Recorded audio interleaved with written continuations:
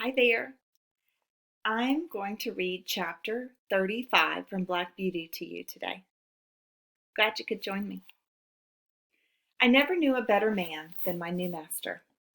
He was kind and good and as strong for the right as John Manly, and so good-tempered and merry that very few people could pick a quarrel with him. He was very fond of making little songs and singing them to himself. One he was very fond of was this: "Come father and mother and sister and brother, come all of you turn and help one another." And so they did. Harry was as clever at stable work as a much older boy, and always wanted to do what he could. Then Polly and Dolly used to come in the morning to help with the cab, to brush and beat the cushions, rub the glass, while Jerry was giving us a cleaning in the yard and Harry was rubbing the harness. There used to be a great deal of laughing and fun between them, and it put Captain and me in much better spirits than if we had heard scolding and hard words. They were always early in the morning, for Jerry would say, "If you in the morning throw minutes away, you can pick them up in the course of the day. You may hurry and scurry and flurry and worry, you've lost them forever, forever and aye." What do you think that means? I think it means use your time wisely. Don't waste it.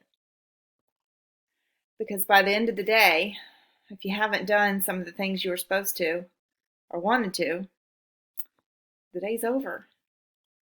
He could not bear any careless loitering and wasting of time, and nothing was so near making him angry as to find people who were always late, wanting a cab horse to be driven hard to make up for their idleness. One day, two wild-looking young men came out of a tavern close by the stand and called Jerry. "Here, cabby! Look sharp, we are rather late. Put on the steam, will you, and take us to the Victoria in time for the 1 o'clock train? You shall have a shilling extra." "I will take you at the regular pace, gentlemen. Shillings don't pay for putting on the steam like that." Larry's cab was standing next to ours. He flung open the door and said, "I'm your man, gentlemen. Take my cab. My horse will get you there all right." And as he shut them in, with a wink towards Jerry, said it's against his conscience to go beyond a jog trot. Then slashing his jaded horse, he set off as hard as he could. Jerry patted me on the neck. "No, Jack, a shilling would not pay for that sort of thing, would it, old boy?" Although Jerry was determinedly set against hard driving to please careless people, he always went a good fair pace and was not against putting on the steam, as he said, if only he knew why. I well remember one morning as we were on the stand waiting for a fare, that a young man, carrying a heavy portmanteau, trod on a piece of orange peel which lay on the pavement, and fell down with a great force. Jerry was the first to run up and lift him. He seemed much stunned, and as they led him into the shop, he walked as if he were in great pain. Jerry, of course, came back to the stand, but in about 10 minutes one of the shopmen called him, so we drew up to the pavement. "Can you take me to the Southeastern Railway?" said the young man. "This unlucky fall has made me late, I fear, but it is of great importance that I should not lose the 12 o'clock train." "I should be most thankful if you could get me there in time, and will gladly pay you an extra fare." "I'll do my very best," said Jerry heartily. "If you think you are well enough, sir," for he looked dreadfully white and ill. "I must go," he said earnestly. "Please to open the door and let us lose no time." The next minute Jerry was on the box, with a cheery chirrup to me and a twitch of the rein that I well understood. "Now then, Jack, my boy," said he, "spin along. We'll show them how we can get over to the ground, if we only know why. It is always difficult to drive fast in the city in the middle of the day when the streets are full of traffic, but we did what could be done, and when a good driver and a good horse, who understand each other, are of one mind, it is wonderful what they can do. I had a very good mouth, that is, I could be guided by the slightest touch of the rein, and that is a great thing in London, among carriages, omnibuses, carts, vans, trucks, cabs, and great wagons creeping along at a walking pace. That's pretty slow. Some going one way, some another, some going slowly, others wanting to pass them, omnibuses stopping short every few minutes to take up passengers, obliging the horse that is coming up behind to pull up, or to pass, or to get before them. Perhaps you try to pass, but just then something else comes dashing in through the narrow opening, and you have to keep in behind the omnibus again. Presently you think you see a chance, and manage to get to the front, going so near the wheels on each side that half an inch nearer, and they would scrape. Well, you get along for a bit, but soon you find yourself in a long train of carts and carriages, all obliged to go at a walk. Perhaps you come to a regular block-up. I guess that's like a traffic jam. And have to stand still for minutes together till something clears out into a side street, or the policeman interferes. You have to be ready for any chance to dash forward if there be an opening, and quick as a rat dog to see if there be room. And if there be time, at least you get on your own wheels, locked or smashed, or the shaft of some other vehicle run into your chest or shoulder. All this is what you have to be ready for if you want to get through London fast in the middle of the day. It takes a great deal of practice. Well, it sounds like it's so busy, there's no room to move around. But here's a picture, an illustration, to show you just how crowded the streets of London were in that time of day. Oh, and there we go. Okay. Jerry and I were used to it, and no one could beat us at getting through what we were set upon. I was quick and bold and could always trust my driver.